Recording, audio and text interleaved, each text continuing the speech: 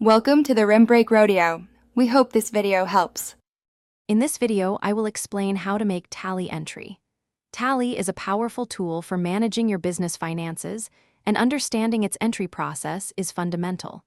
We will cover the essential steps to accurately record your transactions, ensuring your financial records are always precise and up to date.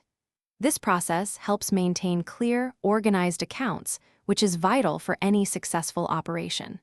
Let's dive into the basics. To begin, your first step is to clearly identify the nature of the transaction. Is it a sale, a purchase, or perhaps a payment?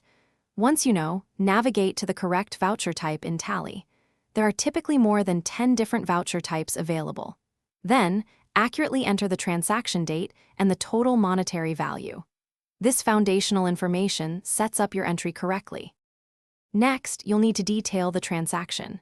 This involves selecting the appropriate ledger accounts, ensuring both the debit and credit sides are correctly assigned. Remember, every transaction has two sides, and they must always balance perfectly. For instance, a cash sale involves both a cash account and a sales account. Finally, add a brief, clear narration explaining the transaction for easy recall later.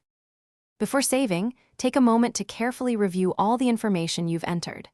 Double-check the dates, amounts, and ledger accounts to catch any potential errors. It's crucial to ensure that your debit and credit totals are exactly equal, maintaining the fundamental accounting equation. Once everything looks perfect, save the voucher. This action finalizes your entry, making it a permanent part of your financial records. Thanks for watching. Consider subscribing if we helped you.